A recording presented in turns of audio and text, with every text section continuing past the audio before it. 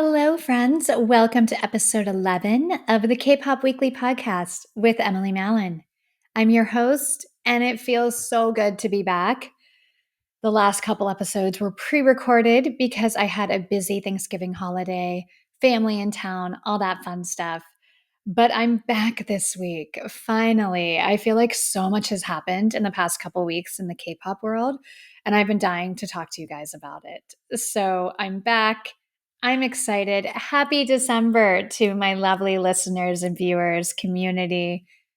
I can't believe how fast this year has gone. It's already December. 2024 is around the corner. Ooh, I'm not ready. I'm not ready. I just want to pause time. Let's roll it back. Let's slow things down. Things are moving so fast. And in K-pop, things move like at triple speed. This world never stops. You never take a break. So I'm here to get you up to speed on what you may have missed when I was gone the past couple weeks. Tonight, Ateez, this Ateez comeback is here. They gave us a full album, and I'm so excited to talk about it. I also really want to discuss Mama and the Melon Music Awards, the performances, the winners, and my thoughts on why one of them works better than the other one at this point, and what can be done to solve that problem. Jungkook finally has a feature that I think is worthy of his talent. I haven't been a huge fan of putting him on songs with all of these Western artists who maybe aren't at his caliber. Finally, they got it right this time. There's a new Jungkook collab that I'm obsessed with. I'm going to talk about it. Plus, we've got tons of news. There's a lot happening. So, this is going to be a fun episode. There's so much always going on in K-pop, and I'm happy to be here and get a chance to talk about it. The next couple weeks are going to fly by. We have a lot going on, a lot happening. K-Pop Weekly year-end awards. That's right. Everyone else does it. Everyone else makes lists and gives out awards. My last podcast, the NKQ Awards, we did that for 3 years in a row. It's not stopping. They've changed. It's K-Pop Weekly Awards. I'm going to tell you who I thought was the best, do my own best year-end list/award show. That's coming to you. That fandom face off with Ateez and Enhypen is also on its way. We have amazing fan representatives for A2E and Engine. My guest judge, you're going to love. So keep an eye on the channel. That's coming soon as well. And then I will be taking a break. I will be taking a break at the end of the month. So there will be 1 week without a show. Don't worry, it's just 1 week. Time for me to turn off my brain, unplug for a week, enjoy the holidays, and then I'll be back in January. But tonight, let's get to it because I gotta talk about this Ateez comeback. Okay. If you don't know, Ateez are an 8-member boy group that debuted under KQ Entertainment in 2018. They just released a full album called The World, Episode Fin Will. Titles are always a little difficult on some of these releases, but they gave us 12 songs, and the title track is called Crazy Form. I'm feeling this one. I like this. It has Ateez's kind of signature sound and flavor. A lot of switch ups here, but they work. They're seamless. And I really enjoy the tempo changes. They do that pretty well. There's a lot happening in this song, but it seems like they turned it down a notch from Bouncy. Loved Bouncy, love Crazy Form. And this feels like kind of the perfect successor to Bouncy. I think this was a very smart choice coming off of Bouncy. There's a lot of pressure. That is one of the best K-pop songs of 2023. How are they going to follow that? And you can't do a carbon copy of it, but you also would be taking a giant risk to do a very slow, emotional, like fan song. They came out aggressive. They came out with their flair and flavor, but there's a little bit of a different tone here that I think really works. This song is still very hard. It goes hard, but I think this one's a little more restrained. There's some restraint, some tension. I love it. I love the build to the chorus between Woo Young and Yeonho. And then, of course, you have Jungkook coming in and killing it. Talk about vocalists in K-pop. Ateez has a lot of weapons. They have a lot going for them. There's a lot of skilled players on this team. But this dude is insane. He's sick. He hits these high belting notes like they're nothing, and he holds them out so long. He's like almost like a great rock singer. You know, he can do that yell belt kind of rock tone so well. Very cool bridge. The bridge, it evokes like some swag and some danger before kind of this high energy chanting comes in, and that builds to the high energy ending. I love this song. I really, really, really like it. I thought the lyrics were clever. Like the chorus has something 9024 that references the drums and like the beat and the timing. So it's the drums, and they're telling you like out the gate that this is 90 beats per minute, 2/4 notes. Really cool. Really cool. And then they repeat, that's crazy. Now that's some crazy form. This is some crazy form. It's cheeky, it's smart, it's fun. I like this song. I really, really, really like this. When I started doing this, when I started my last show, I started in 2020. And I really liked Ateez. I loved Ateez. And you all know I'm a massive stay. I'm also an A And I remember thinking, you know, one of these groups is poised to be the next big thing. And then I've got to be honest, Ateez for me, like there were a few releases that didn't work as well. I really liked a lot of their stuff, 2020, 2021. But then there was some stuff that maybe didn't resonate with me. This year with Bouncy and now Crazy Form, I love this. I mean, yes, yes, yes, yes. I love this. They got me back. Like this is great, great stuff. I think it's working really well. They're playing to their strengths. Perfect. I want to talk about the music video. Okay. First of all, their leader, I call him HJ. HJ, I like when he starts things off. He's got that strut and tells everybody, get up, get up. Like I always talk about the start of the song, sets the tone, come in strong, come in hot. I love this. I love this. We know from the second that beat drops and he tells us to get up, this is a hype song. Get ready. Perfect. There's this army surrounding him, large, large scale, right? This is a big, big production. And in that way, it's kind of reminiscent of Super from 17 and La La La La from Stray Kids. It has this feel of like big, epic, powerful, not mad at it, pretty badass. I love, love, love the scene when Jungho is the kind of undercover, a little bit sexy from him. I like this black suit. Okay, I see what you're working with. And he's like, you know, dealing with these like high, powerful men, and he pulls a gun on them. That sounds awful to be saying that, but it was badass. I was like, oh, okay. And that actually, like all of that undercover stuff and this kind of thing, it reminded me of Gambler from Monsta X, which is one of my favorite music videos from them. Talk about attractive. If you like attractive boy groups, go watch Gambler from Monsta X. That's all I'm gonna say. If you're not familiar with Monsta X, just go watch that music video. But let me get back to Ateez because there's a lot more going on in this music video than stuff that reminds me of other music videos. It's defiant. This whole thing, they're defying authority. And there's a part where HJ is like standing on top of a car dancing while all the authorities have guns drawn on him. There's this joyful defiance in this music video that is wild and scary and badass and everything in one. And it really, really works. And it works with the tone of the song. They're leading this resistance and defying authority. Their storyline is in play here, which I love. I talk about storylines in K-pop a lot. A lot of groups have fallen away from that. As things have kind of evolved the past few years, a lot of the storyline heavy lore isn't seen as much.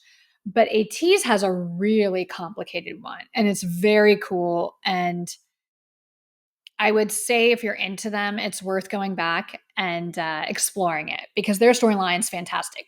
Besides the scary pirate ship, I don't know why, but that like ghost pirate ship thing scares the crap out of me. And they love to put it in all their music videos because it's part of their story. I get it. But they have a cool storyline. They've got these like alter egos, hollow Ateez. It's very, very cool. And the storyline is in play here. You know, like emotion has been kind of erased from this world. It's a cold, sterile world where you're not allowed to express yourself. And they're leading a resistance and defying authority, liberating a world where self expression has become criminal. The ending sequence, that ending dance sequence, when the music is really moving and powerful now and huge, that sequence reminds me of Wonderland. And I loved Wonderland. I will never forget the Mama Wonderland performance. No shade to anyone, but I distinctly remember being like, wait a minute, are these guys rookie of the year? Because that performance, like, completely blew me away. I was just shocked at that performance at Mama's that year. And I fell in love with them because of that song, because of that performance. I was like, who are these guys? I need to look them up and I need to get into them. This is really exciting. So in that way, this song feels like home to me. Maybe that's why it's resonating so strongly with me. But I can't wait to talk to Ateez about it because it really feels like coming home a bit, and I'm so happy about it. Let's talk about these looks. Let's talk about these looks. I think this group has never looked better. I think they're really, really attractive. I love every single look. There's some risky ones, there's some black hair playing it a little safe. They all look handsome and they all look very comfortable. I love the looks. I've got to shout out Yunho. He is killing it with that light blue hair. Oh my goodness. He looks phenomenal in this music video. He has so much swag. I'm going to be honest with you guys. I'll talk biases here in a second. But I always thought like he's attractive, he's cool. Um he wasn't my bias or wrecker. And then I've been lucky enough to see Ateez live a few times. And in person, he's one of those ones that if you've never noticed him before, you're going to notice him on stage. Yeah.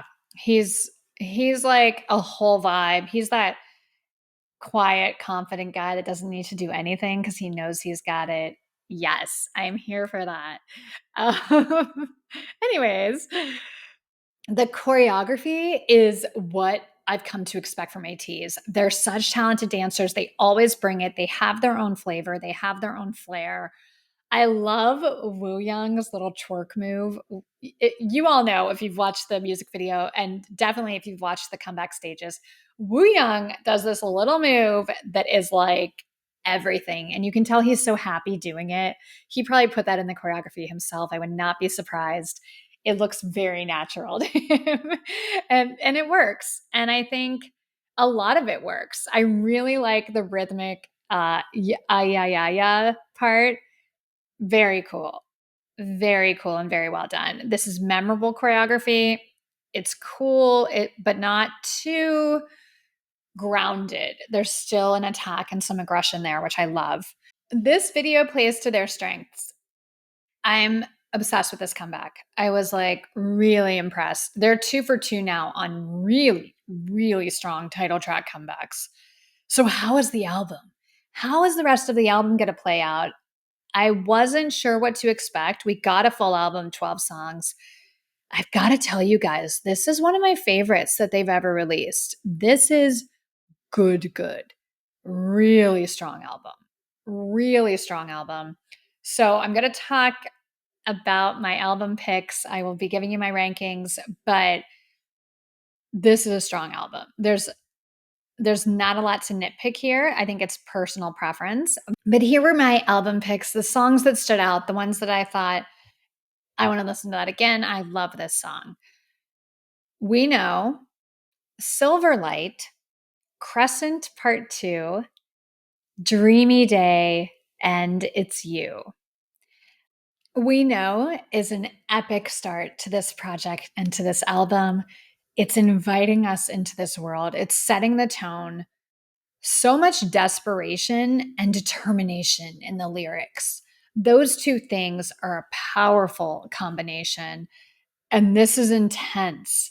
The stakes are high, and the listener's going to feel it.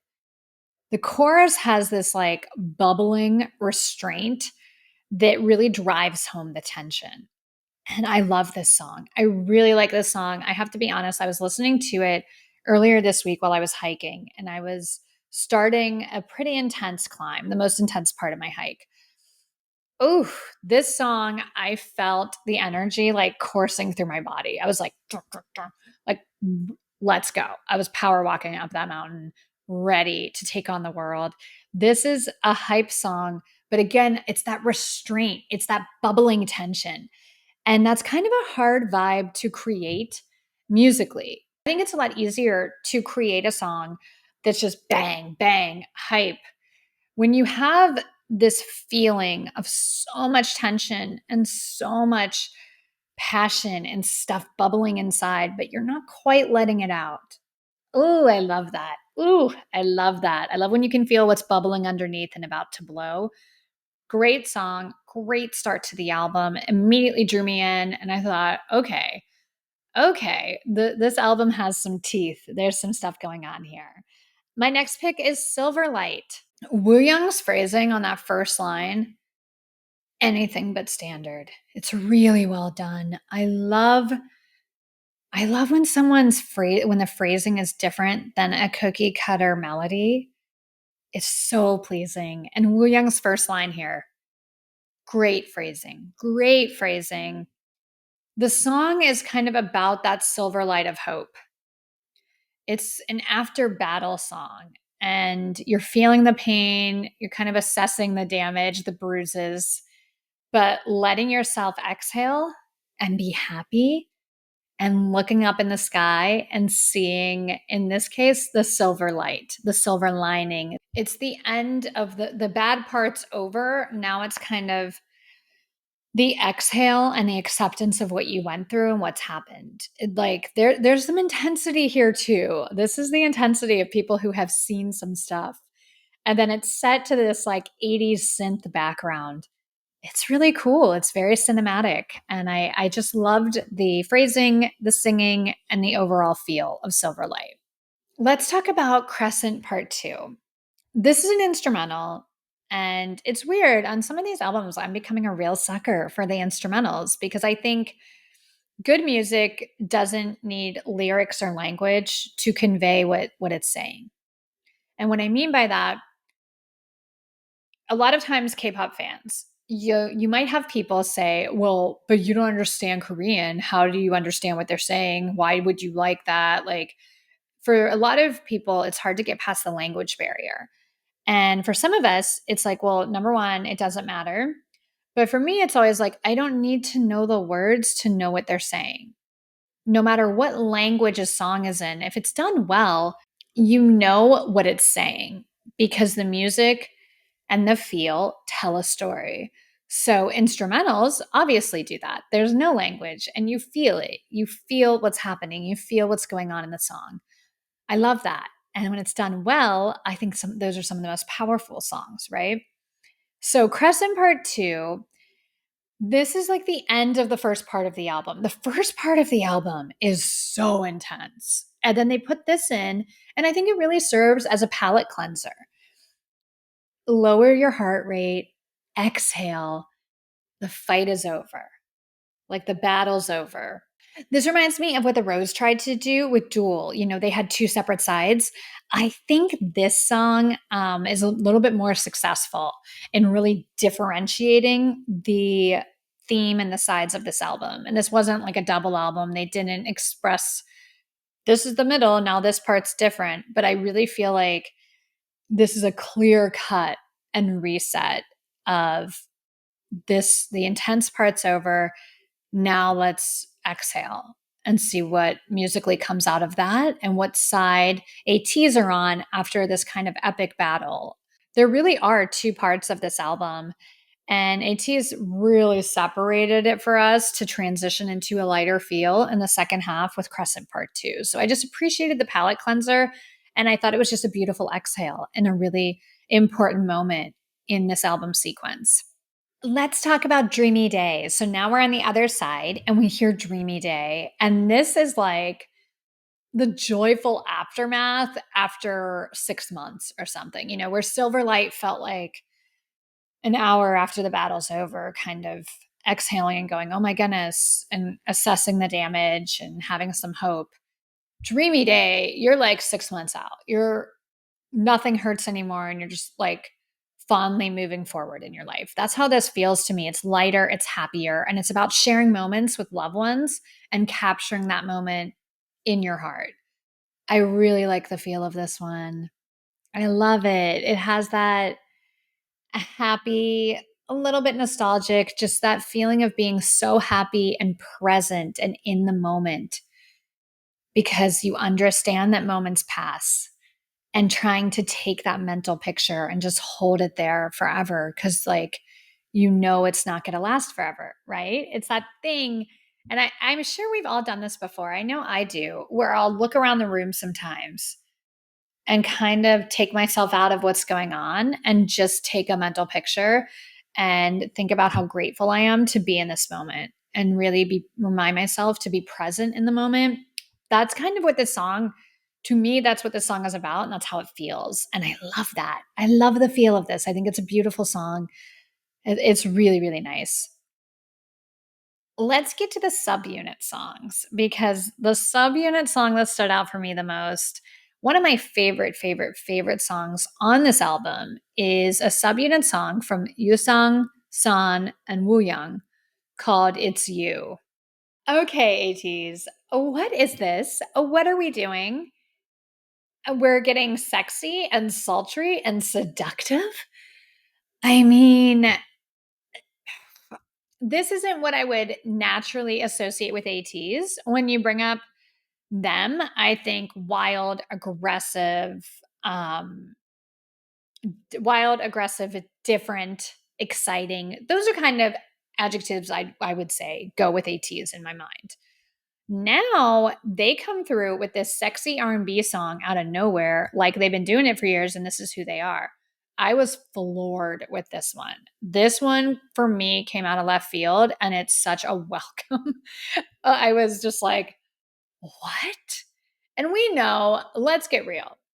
These are good looking guys.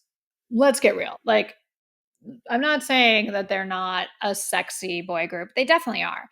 But sonically, they haven't, to me, established this as part of their repertoire. Now they have. All three members have some really nice vocal moments here, too, which I like. They get a chance to stand out and they get a chance to shine in ways that maybe they don't in traditional AT songs. And I love it. I think that's what subunit songs are for. I'm always happy to see subunit songs, especially on groups that have been around for a while, because they get more of a chance to show who they really are and kind of what they vibe with and what they want to do. And it's a chance to showcase their talent a little more. The amazing thing about K-pop is that everyone gets a line. It's not just two people singing the whole song. Every single person gets to participate in every single K-pop song, which I think makes it stand out. It makes it really different from our boy groups and girl groups here. It's great. It's great.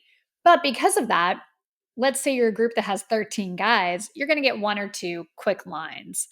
So these subunit songs give the group members an opportunity to sing a little bit more, to rap a little bit more, to show off a little bit more. And It's You, all three of them sound fantastic. I love this chorus and the end of the chorus where it goes up with like, yeah, it's you. Ooh, ooh, ooh. So good. It's so good. This is phenomenal. This is one of my favorite songs. I love this. I'm obsessed with it. And it just shows, yeah, we can do this too. We're these guys and we're these guys and we're these guys. We're also these guys. And by the way, um, I immediately started thinking, I want to see this one done live. I want to see these three do this one live because I think we'd get quite a show. But It's You is fantastic. And then I also want to shout out the last song, Finn Will. It's the ending track, and you have some spoken word from the character's point of view asking, what does emotion mean to you? This track builds and builds and builds, and it feels so powerful and epic. It's not just like a throwaway under. It's beautiful and symbolic of Ateez's journey and what like kind of the journey they just took us on. This really is a tight, well-produced, finished album from start to finish. I don't know how they did it. You have this battle, this epic storyline, this really intense stuff happening. Then you've got a palate cleanser, kind of a happier group song. Then you've got these subunit songs. And I want to say too, all the subunit songs are great, not just It's You. The other subunit songs are all really good. And then you've got this ender that's fantastic. They managed to put it all in one album where it's cohesive and it works. I love this comeback. I'm excited about this comeback. And like I said, I haven't been like super, super amped about a few of the projects that AT's released. So this year it's been really great to get back into it and remember why I love this group and why they're exciting. This album is good, good. So if you're not an ATE, but you're a casual fan, or maybe you're not a fan at all, listen to the album. This album is phenomenal. This is a really, really, really good album. ATs are disruptors. They're inspiring, and I'm so proud of them. They work their asses off. These guys work. And I know everyone in K-pop does, but I mean, they toured the same tour here in North America twice last year. They never, ever stop. And I think I maybe get really excited about this and to see their success and to see them continue to put out good projects and their fan base getting bigger and bigger and bigger because they are from a smaller company. They're from a smaller company with more limited resources. So their label has had to get creative to compete with the big four. They're not part of the big four. The big four, of course, is YG, SM, HYBE, and JYP. They're on KQ Entertainment, and they've been the only group on KQ for a long time. Now we have Zykers, who I lovingly refer to as their little brothers. But this is a smaller label that's had to work really with these artists from the ground up on a limited budget. And I think they've made some great decisions the past year, and they're hopefully reaping the benefits, and they're going to start to reap the benefits more. But they're disruptors. They're going about the game in a different way than a lot of the other K-pop labels, and they're finding success. So to their team, to everyone working with ATEEZ and working with KQ Entertainment, congratulations. You're killing it. You're doing an awesome job. And whatever the strategy was, whatever partnerships and deals and things that you've done behind the scenes, it's working. Most importantly, the songs, the songwriters, the producers, everything that's creatively going into this, job well done. Really well done. And word on the street, I don't want to jinx it, but word on the street is this album's going to perform very, very well on the Billboard 200 this week. So I don't want to jinx it at all, but this should be their best debut on the Billboard 200. This may be, it might. It might get there. Fingers crossed. We might get there. Really, really rooting for these guys. They deserve it. They've been working their asses off for a long time. Congratulations. Massive congratulations, ATs. I'm so proud of you. I love you. I cannot wait to see this on tour. This album is insane. Don't count ATs out. Don't count ATs out. I know that the big four are putting so much money behind their artists, and we have some amazing boy groups right now. To me, there is no question who the kings of K-pop are and will be moving forward the next few years. But don't count ATs out. ATs are they're the ones that nobody kind of sees coming, and they're not only still here, they've been building and building and building the past couple years. They've got a large, active, passionate fan base. Yeah, it's going to be exciting to watch what they do in 2024.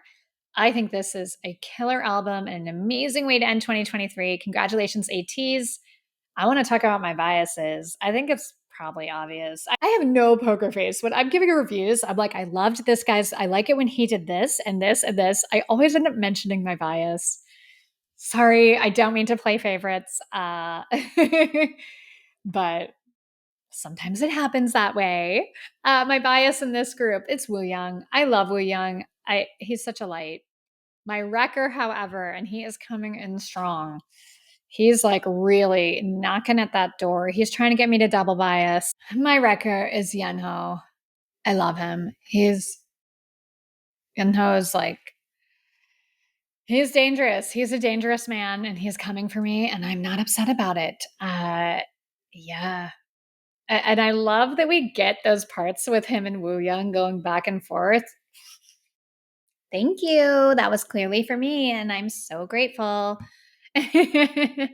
No, I love those guys. This group, they're interesting, they're different, and they're killing it. So show Ateez some love. It's time for my rankings from Ateez's latest album. They gave us 12 songs. I love this project. This is from least favorite to favorite, but honestly, this is like by a hair. I really, really liked all of the songs. I think it's a wonderful album. This is just upon first few listens what stood out most to me. Number 12, Ariba.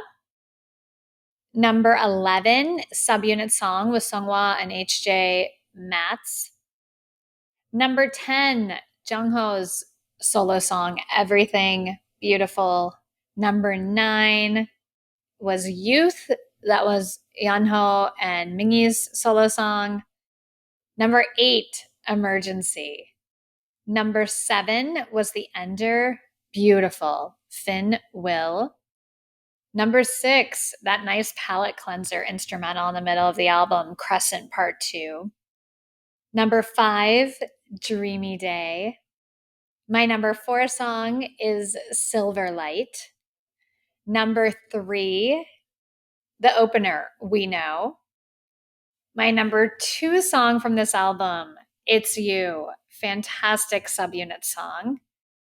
And my number 1 song, it was the right choice. It's the single. It's powerful. It's cool. It's edgy. It's exciting.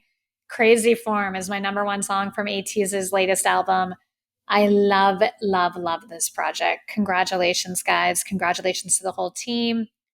You guys are killing it right now. And this was an amazing way to end 2023. Looking forward to probably a new tour in 2024. I'll be there. Time to move on. I want to talk about this one quickly. I'm not going to give a full review because I already reviewed this project and the single. I'm talking about Jungkook, Standing Next to You. I loved, loved, loved this single. I thought it was so amazing and really like the right call for him. It showcases what a superstar he is. The song, the music video, I loved it. If you want to see my full review of Jungkook's album, check it out. I'll link it for you. Look on my channel. While you're there, subscribe. Watch all my videos, please. But I wanted to give a special shout out to this collaboration because he collabed with Usher. I think this collaboration on this song with Usher works so well. This is the type of collab I've wanted for JK for so long. I think that they've put him with people who aren't at his caliber of talent. A lot of these Western artists are not Jungkook. They're not at his level. Usher is at his level. Usher is a superstar. He's a legend. And he works so well on a song like this. This is a song that Usher would do. Or maybe it's a little more poppy than the R&B stuff that Usher's put out the past decade. But this really worked. I thought his verse was perfect. It didn't take anything away from JK, but it really worked. It blended. And that's like what a feature should do. You know, Jungkook, they recently dropped another version of 3D with Justin Timberlake.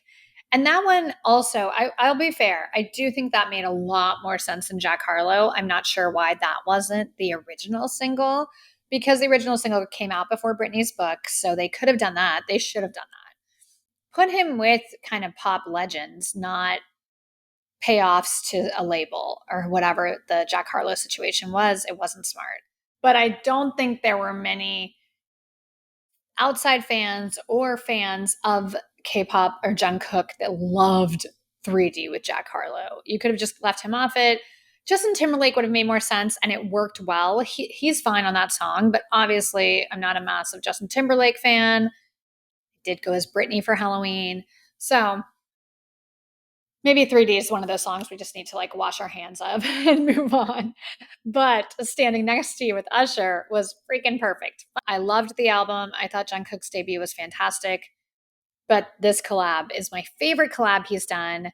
I wish we would have had a music video. Oh, why didn't they give us a full music video?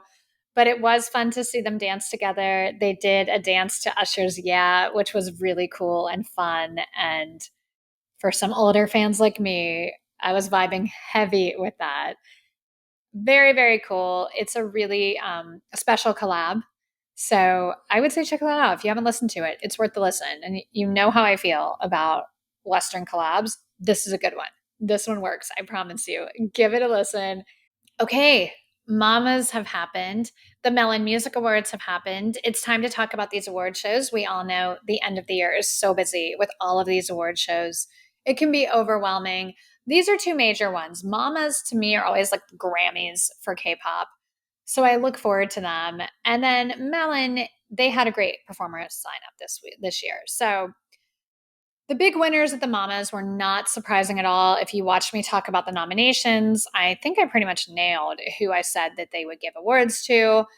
Song of the Year was Ditto, Newjeans. Album of the Year was FML from 17.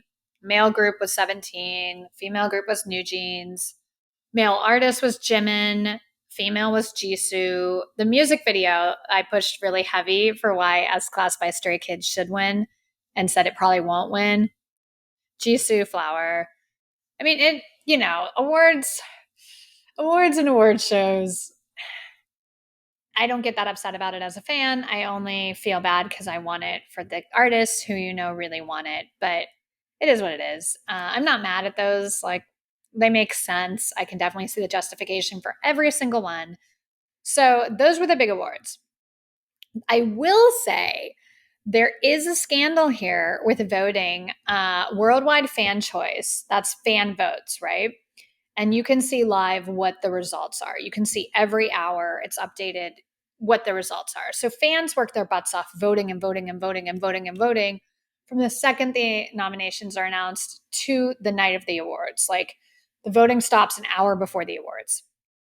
This year, someone who was in the top 6 at the end of voting did not get it, and a group that was not in the top 10 instead got it. I'm talking about EXO. They were number 6 during the last hour of voting, but somehow didn't make it. And Ateez did make it. And obviously, I just gave Ateez a glowing review. I mean, SHINee, I love them, but it was very suspect. They weren't in the top 10 of voting at all for the entire time. And this is like a month's worth of voting. EXO was always in the top 10. But EXO didn't go to the awards show. Ateez did, and they performed. So you tell me. I mean, that seems pretty scandalous to me, and it seems pretty unfair. It's not surprising because a lot of times, like, at award shows, definitely at award shows in the States, like the American Music Awards, the Billboard Awards, I already know who's going to win based on who they announced is attending or performing.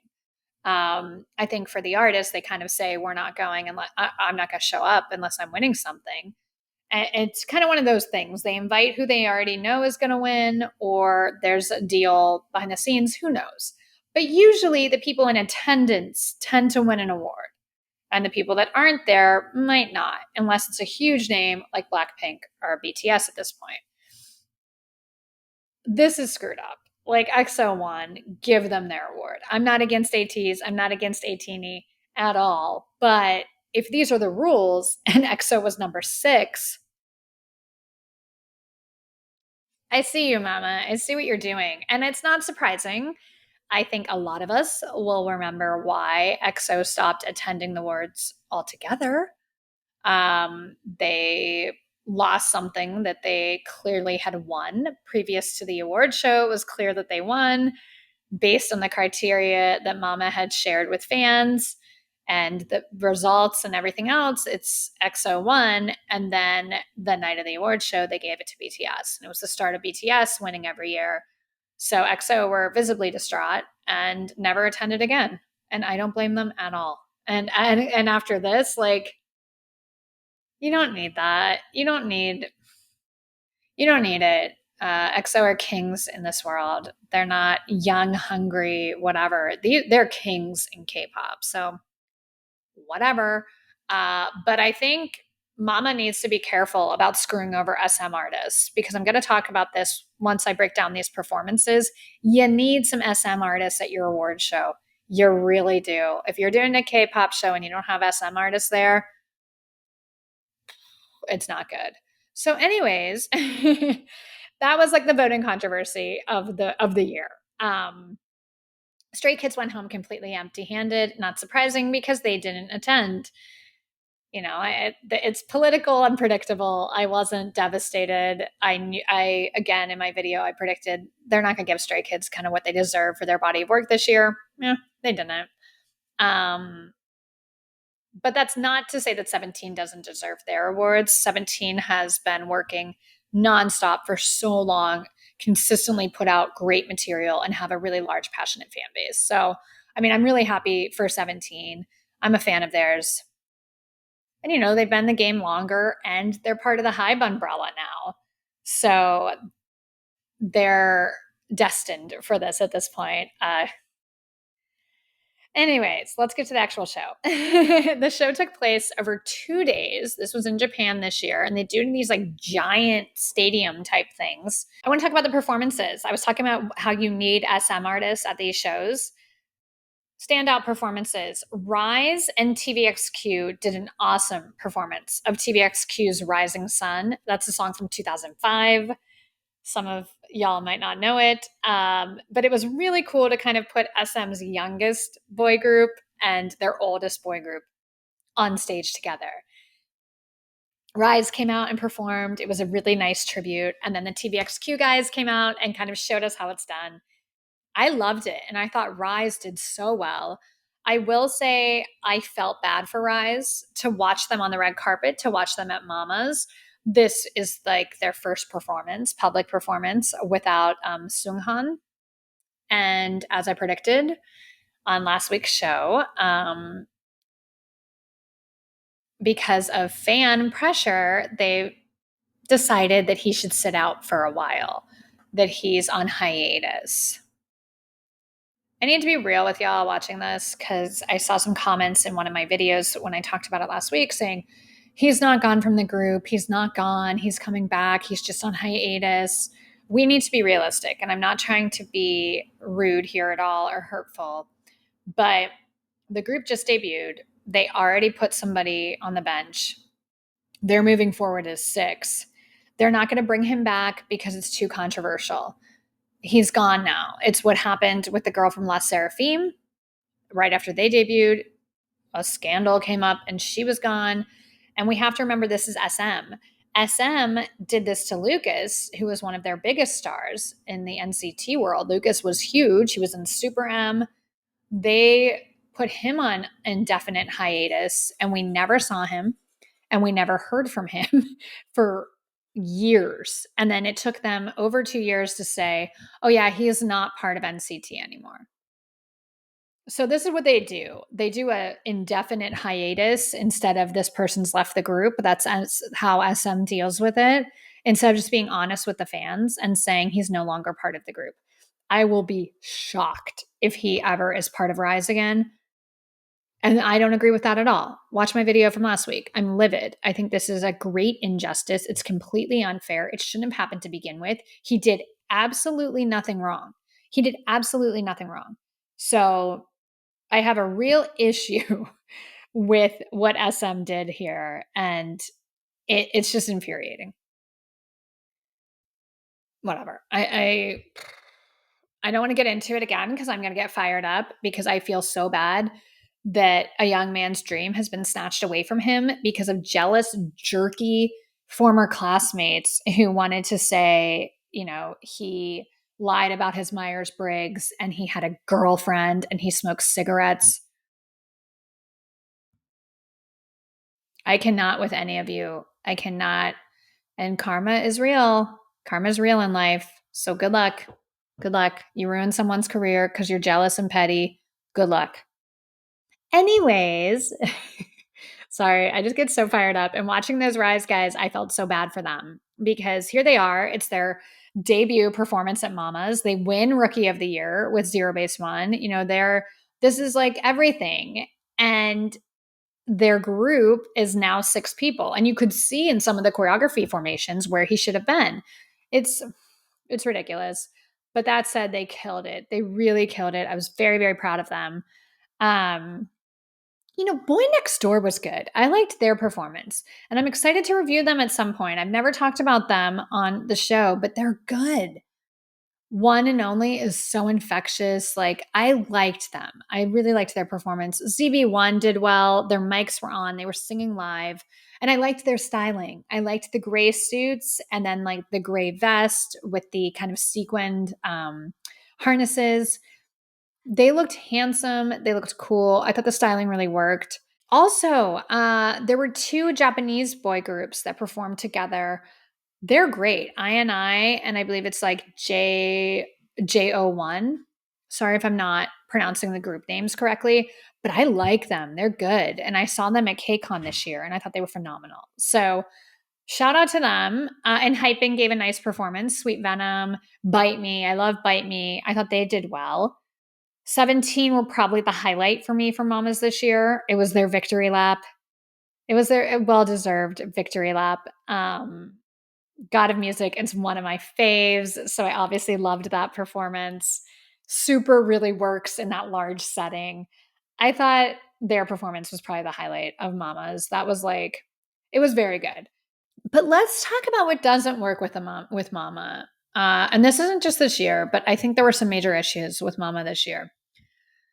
First of all, it doesn't need to be 2 days. It doesn't need to be 2 days. To expect us to watch red carpet interviews, award ceremony performances 2 days in a row, it's ridiculous. You don't need 2 full days for this award show. Every other award show can do it in one night, so can you. I also think it's just become too predictable.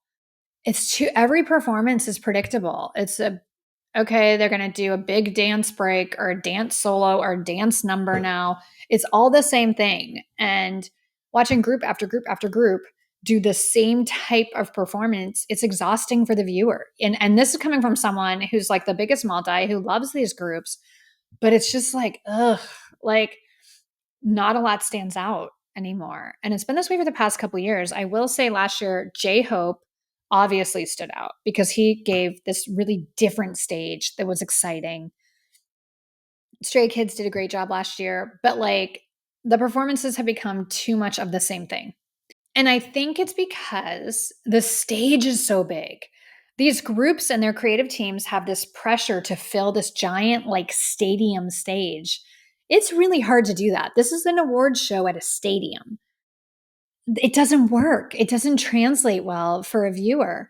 It doesn't work. It's too large scale for an award show performance. Stadium shows have very specific staging because you have to fill the space and make it work. So to do an award show and expect these groups to fill that stage, and then they've got a giant catwalk. I'll never forget Stray Kids sprinting down it last year. I thought poor Ian was going to pass out. It just doesn't, it's too much. It's too big. So therefore, these groups then and their creative teams are like, well, let's get tons of dancers and let's get tons of pyro and lights and lasers. And it's just this like stuff, lots of stuff, but nothing that feels amazing and impactful and powerful. It all meshes into one at some point. And also, you can't really even see what's going on half the time because the camera work is terrible. I don't know why this is an issue year after year after year. Last year, the camera work was probably the worst I've ever seen in an award show. And I'm American. I'm stuck watching this crap. Our award shows are horrible because they're infamous for like audience shot. So show somebody in the audience in the middle of like a great performance. Mama just shows like a cardboard box in the middle of a great performance. They just show random weird crap that it's even worse. And I will never forget last year. Do you guys remember Hyunjin? Hyunjin was hanging from the ceiling, dramatically came down, and they missed the shot. They were doing like a wide shot of the stage. And then during J-Hope's performance, they just focused on like a piece from the set in the middle for no reason. Every year it's like that, and this year was no different. During a really great part of the performance, they do these like wide, like panned out shots of the giant stadium crowd. We don't need that. We don't need that. I'm watching to see the performer. And then, like, also during the performance, they won't even be on the right member that's singing. Did you not rehearse this? That's what rehearsals are for. So the director can get the shots to the camera operators and everyone else. So it's all ready. I don't understand. You spend that much money to do this 2-day award show at a freaking stadium, but you're not rehearsing the shots? The whole thing. I don't get what Mnet is doing. I don't get what mamas are doing with the camera work. It's bad. It's bad. We need to really tighten that ship up for next year because I'm tired of it. And I know I'm not the only one. Also, I have to say it, and I probably sound like a broken record at this point, but there's too much lip syncing. There's too much lip syncing. Like, it's boring to watch a bunch of dancers lip sync. I don't, it's not why I like K-pop. And I know a lot of people don't have a problem with it. And there are some performances that are pretty good, but I want to hear you actually sing and give a live performance. If I wanted to watch amazing choreography and lip syncing, I would watch a music video. This is a live performance. It's not a music video. And again, if you can't do it, then maybe you shouldn't be an idol. I'm sick of the argument that they're doing really hard choreography so they can't sing live. BTS did.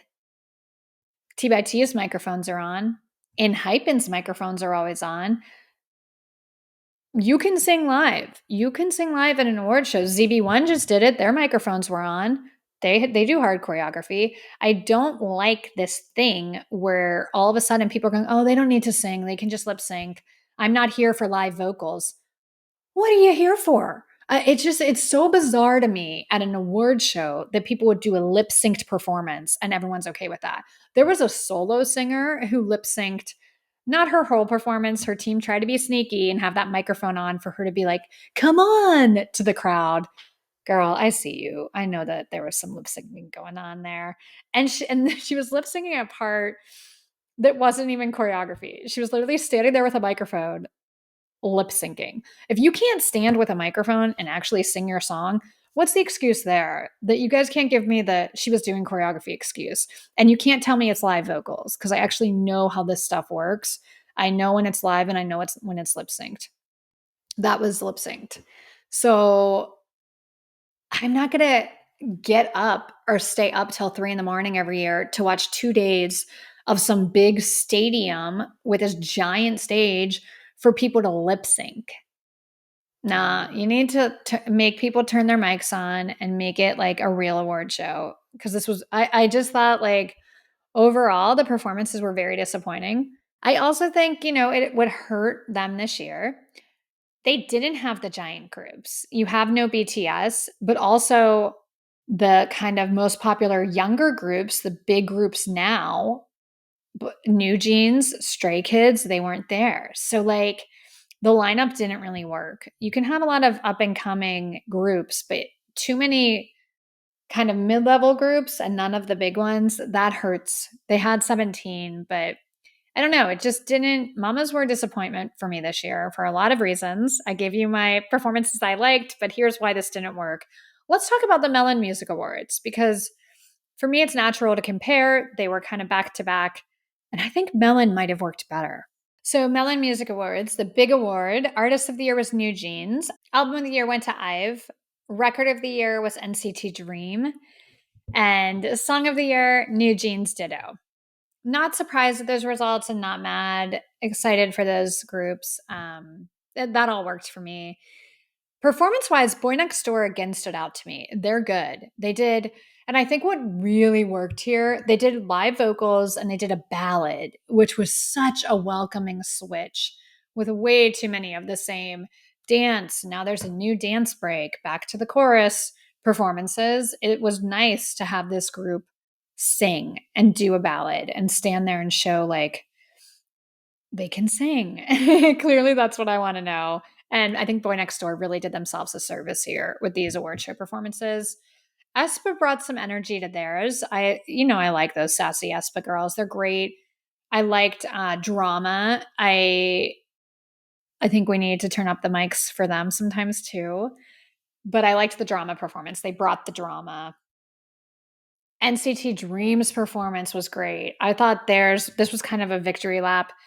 It showed why they're the kings in Korea this year. They're huge. For those of us that maybe you're not a Dream fan, or obviously if you're not a Korean citizen, NCT Dream are like the biggest boy group in Korea. They're huge. They're massive. And I thought they put on a really good performance that showed different sides and kind of what they can do: singing, dancing, rapping, stage performance. This highlighted all of it. So I thought that was really nice. RIIZE blew me away. They did a great job at Mama, but I thought their Melon Music Awards performance was phenomenal.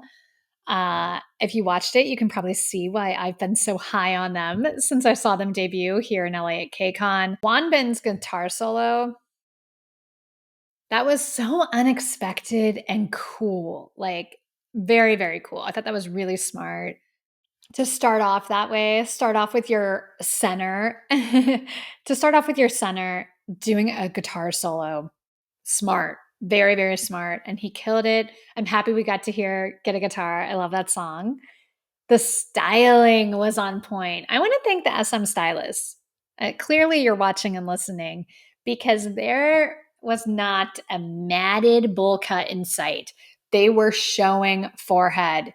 You freed the forehead for RIIZE, and specifically Shotaro. Thank you. Did you guys see the difference? Do you see what I've been talking about for years? For those of you that don't know, I think I've started a movement. I was going to say I'm trying to start a movement. I started a movement 3 years ago on my podcast, New York City K-pop Queens, called hashtag Free the Forehead. Once you show a guy's forehead, he's a million times hotter. Look at all these K-pop guys. And my theory is they mat the hair down in the really handsome one's face, so they like balance the group out. And when that theory started with Tae from BTS, you can hear me talk about it on previous episode, but I digress. I was upset that Shotaro had this blonde bowl cut with these bangs for RIIZE's music video. I didn't like it. Now he shows up at the Melon Music Awards, hair parted, looking phenomenal. I can't tell you how many people have sent me Shotaro pictures and said stuff like, "Oh, I get it now." Shotaro, there's a reason he's my bias, you guys. I'm a big, huge fan of Shotaro, and I thought he looked phenomenal, but they all did.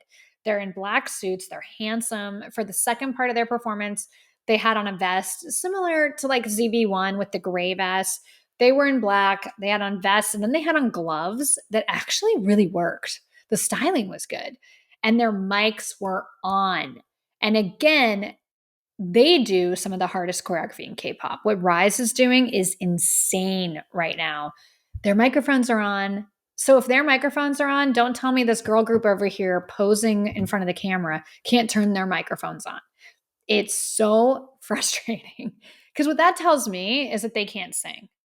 And I'm just going to say it. If you're every single performance lip syncing, clearly they can't sing, which is fine if that's what you're in it for. Like, but if they can't sing, is it studio tricks, or is someone else actually in the studio singing? I'd also like to know that, because like that wouldn't be the first time that's happened. So just turn your microphones on, please. And if you can't sing live, I'm going to call you out, because I think that's like a huge thing for me as an artist.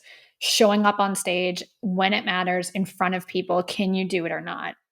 RIIZE can do it. RIIZE can do it. They killed their performances at these two award shows, but I preferred the Mama one, not only for Wonbin's really cool guitar solo, but Shotaro, did you guys see that spin? Shotaro all of a sudden did this like insane spin. I was, yeah, blown away. Blown away. Like, get out of here. I thought they ate it up, and they kind of outshined most of the people on that stage that night, except for one group. RIIZE, to me, it was like, oh wow, these guys are a different level. Yeah, Congratulations to RIIZE. We've got to talk about, though, who really shined the most that night. It's SHINee. It's SHINee. SHINee came out and performed. They're reminding people how good K-pop can be. They're reminding people of what a great K-pop group really used to be and what still could be. They sing live. They're great performers. Their songs are amazing. Didn't miss a note, didn't miss a step dancing, and they're an older group. So again, don't give me the excuse. These guys are in their 30s. They're out there singing and dancing live. I really liked how each member had like a little dance solo to one of their songs before they got together. Taemin did Sherlock. Minho did View. Key did Dream Girl. It was really nice. The whole performance was great. It was nostalgic. It was fun. And it's just a reminder. I love it when older groups come out and kind of remind everyone, yeah, this group is great. They were great. They're still great. This is why they're held in such high regard. I thought it was fantastic. And when you think of only 3 of them were there, amazing. Okay, we've got to get to Newjeans' performance. I love those girls. I'm a really big fan of Newjeans, and I think they deserved all the awards they got. I think what Newjeans did in 2023 in K-pop, they killed it. They killed it not only in Korea, not only in America, around the world, they killed it. And I thought their Lollapalooza set was so freaking good. I was so excited about their Lollapalooza set. And they can sing. They were singing live and they were dancing and they were just like in the pocket. They were great. So this performance was a little disappointing to me because the energy seemed low and like they were lip syncing. And they did the old trick where they recorded a live track so it wouldn't seem as obvious that they were lip syncing because it sounds different from the studio version. But it was really obvious and it was very awkward. And I just don't understand that choice from a creative perspective because we know that they can sing. We saw them do it at Lollapalooza. Like, was that recorded? I didn't think it was. To me, that didn't seem recorded at all. But I was disappointed. I love Newjeans and I wanted to see a live performance from them, and we got lip syncing. They looked great. I mean, they looked really good, and they like, no shade to the girls. They showed up and did what they were supposed to do. But I just think I would have liked to hear a live performance from Artist of the Year. All in all, Melon Music Awards were better. I think because the stage was smaller and I think because the performers were more exciting. The lineup was better and they had more SM artists. I was thinking, why is this one better than this one? And it wasn't really personal taste, but it was just like there's a certain caliber of artists that bring it and that are held to a different standard. I thought that they killed it. I think NCT Dream killed it. I think when you have Dream and SHINee giving those type of performances, then you've got RIIZE. It's hard to beat. So Melon to me were just like way better. And the camera work was better. It's not perfect, but way better than Mama's. So Mama's need to kind of, in my humble opinion, I think Mamas need to regroup and change what they're doing. Because this 2-day giant stadium award show thing, I don't know. And if you can't get the hottest acts to show up and perform, then it really loses. And I have a feeling, they're not going to get a lot of SM acts moving forward. We know EXO won't be there next year. I digress. So that's just my humble opinion. I like live performances. I understand the need for a backtrack during hard choreography, but when the entire performance is a backtrack, you kind of lose me. I get bored. Let's move on to, because I have so much news to talk about. Here's what's happened in K-pop since last time I spoke with you. The biggest news is BTS enlistment. It's official. Jungkook, Jimin, Taehyung, and RM, they're all enlisting next week. It's here. Jimin and Jungkook will be doing their kind of basic training together. RM and V are enlisting in different places. I believe V's doing a special forces. He wanted to challenge himself. Whew. I'd be like, what's the easiest position? Where's the easiest place where I could do nothing? Is there like working at a coffee shop? I would be, no. The last thing I'm doing is special forces. It's like the Green Berets. I don't want to do that. Do you know how hard that basic training is going to be? Ooh, not surprised though. V is an interesting guy. So it's sad. I think it's sad for a lot of people who were introduced to K-pop through BTS, who came up on BTS. This really is like the end of an era. For me, it's the end of the era that I got into K-pop and that I fell in love with K-pop. I'm going on over 6 years now. And so third generation groups were like young. They were the stray kids of my time. And now seeing them all enlist, Monsta X and BTS were my favorites. And to have them gone, yeah, it feels, ooh, it's not fun. I've gone through this enlistment enough at this point, but a lot of Army are going to be very, very sad next week. It's a tough week for everyone. And I've got to say, I feel specifically very, very bad for Jungkook. He's sacrificing himself for the group. And that's a dynamic that's pretty difficult when you're him because he would have 2 more years till he has to enlist. And he just released this amazing solo album. So to not have the chance to tour and to really push those singles, if he was touring and releasing more singles and working on more music for the next 2 years, he would be the biggest solo star in the world. And instead, he's going to be out of sight. That's really tough. I understand it. I totally get it. For BTS as a whole, for BTS as a business, obviously, you want to get back to business as quick as possible. I've spoken in great length before about how if I had a group, I would enlist them all when they were younger right away, go together, and then come out. But for him, he's at the height of his career and he's having to enlist early so he can come out and be part of the group in 2025. And then they're going to start touring them again right away. I don't know. I feel bad for him. And I love BTS and I'm going to be really excited for that reunion like most of you. But I just kept thinking, ooh, this doesn't sit right with me. Why didn't they release his stuff earlier? Give him the tour. Suga did a giant tour. We got this whole D-Day tour. We got tons of stuff. You spent so much money on that Jungkook album, on songwriters, producers, everything, features. Why then release it right before he has to enlist where you can't capitalize off of the touring and off of everything else? It just feels like there's a lot going on behind the scenes in what's happened with BTS's contract and enlistment. And I feel bad for Jungkook because that album was amazing and he should have the opportunity to tour it and to promote it. So he's being selfless in this by sticking with the plan and enlisting with everyone else and getting back together with BTS and doing the whole thing. But I don't know, like at the height of when you're just starting your solo career and it's taking off and doing so well, to have to go away and disappear, you're killing the momentum. You're killing what could have been. Painful for me as a fan. I can't imagine how he feels. And I think he is selfless and he signed the contract. He'll be back with BTS. And again, I'm not saying that he shouldn't be back with BTS and I don't want BTS to be back together. But I just think it's sad. Sometimes in group dynamics, it's what's best for the collective isn't best for certain individuals. And I always feel bad for individuals that sacrifice for the group. Not surprised. Jungkook's a good guy.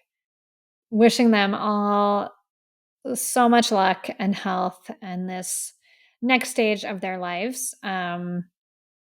It's sad. It's sad. It's sad to see him go. Before he goes, V is starring in IU's new music video. My first thought was like, oh, Jungkook must be mad because if you remember, Jungkook that was like his biggest crush was IU. And V is starring in her new music video. More V news. Jennie from Blackpink and V have officially broken up. Of course, you have fans saying, well, they were never together because they didn't confirm it. They don't need to confirm it. No one needs to confirm anything with any of you, period. Like, they don't need to tell us that they're dating and that they're together. Like, I hate this whole fan thing of they need to confirm to us that this happened or it's not real. they don't owe you anything. They don't need to confirm their relationship status to anyone. So they didn't confirm it, but we have a million pictures that weren't fake and weren't staged. Anyways, they broke up. They broke up. It makes sense. I get it. He's going away to the military. Like, it'd be long distance for the next year and a half or whatever, based on where he's stationed. And maybe it just ran its course. But I was kind of sad to see that. I like them. They're like a power couple in K-pop. And I love that they never confirmed it and they never went public and they just did their own thing. More of that in K-pop, please. Let's let everyone be in love and be happy and cheer for love and cheer for, I don't know, just being a human being.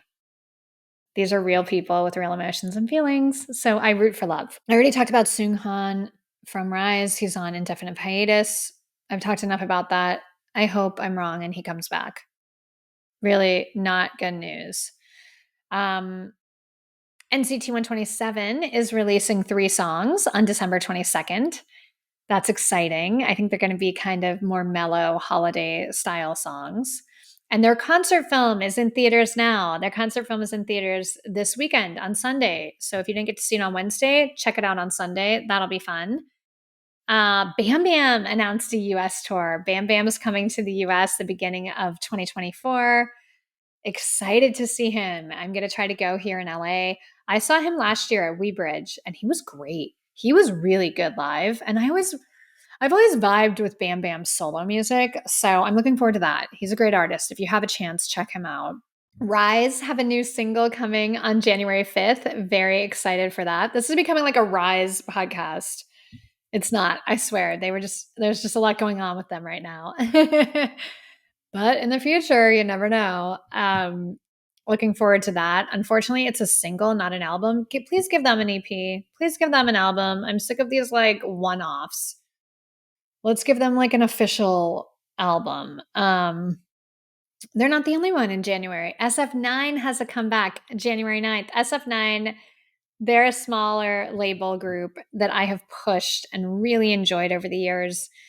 You know I'll be reviewing this one. It's with 7 members instead of 9 because Jaehoon's in the military and Rowoon is focusing on acting right now. So it'll still be great. It's going to be amazing. And Idol, the ladies of Idol are giving us a full-length album in January. I'm really excited to hear what they come out with. You know, they just did the English album. I'm excited. What's next? Is this going to be English again? Are we going back to Korean? And what is the sound going to be? You know, I have questions and I'm excited to hear what they come out with. Shout out to JYP. JYP, we all laugh at him because he's a very entertaining guy. His new comeback was a lot of fun. JYP just donated $760,000 to a charity that helps out medical costs for like children, teenagers who are in the hospital, who are getting tons of procedures, and it's very expensive. So this is his 2nd year in a row donating that. That's a lot of money. That's super nice. Shout out to him and shout out to everyone who around this time of year remembers to give back and to donate and to kind of lift up other people and help, in this case, help take the burden off people. I think that that's so important if you have the resources to keep that stuff in mind. And I'm always inspired by people like JYP who do that. This year has been so busy getting the show off the ground. I thank you all so much for kind of being with me through every step. I'm testing things and seeing what works and what doesn't and kind of how to make this all work. I'm a one-woman show, so there's only so much time in the day, and I've had to try to kind of figure out what I want to focus on and what works and what doesn't and come up to speed editing, all that fun stuff. Thank you all so much for sticking with me. This will continue and it will get better. 2024, just to let you know, merch, obviously, I'm excited to have merch. I've wanted merch from the New York City K-pop Queen days. So finally, I'm going to have some merch for you that I'm excited about. And also, speaking of New York City K-pop Queens, you know, we used to do shout outs, poll questions, polling the listeners on things we talked about during the episode. I made playlists of all the songs I mentioned so you could just easily listen to everything I just referenced. There was a lot of stuff like that trust me, that will be coming back. That's going to be part of different Patreon subscription tiers. I'm doing a Patreon this time. So that stuff will be included. If you miss that stuff, if you want to be voting and all of it, that's coming January 2024. Also, something that I want to throw in with that, there will be a monthly hangout as well. There's going to be some stuff where we as a community can vibe. So look forward to that. That will all be announced in 2024. I'm working hard to get things set up in the new year. So thank you all so much for being part of this community, for being part of my life. And I think the pre-recorded episodes worked. Thank you for allowing me to do that so I could spend some quality time with my family the past couple weeks. Very much needed and very appreciated. Yeah, K-pop's my life. I love this stuff. I will be doing this till I can't do it anymore. I love speaking with you about this. I love this world, and I love that so many of you have welcomed me into this world and into your lives. So thank you. I hope everybody's doing well. Next week we have a fun show. You're going to want to tune in. Couple more shows, and then we've got Christmas, and then we've got New Year's, and then we've got 2024. This is going to fly by. So let's enjoy December together. I will talk to you next week. Have a wonderful weekend, a wonderful week. I hope you're happy and healthy and safe. Love you guys. Bye.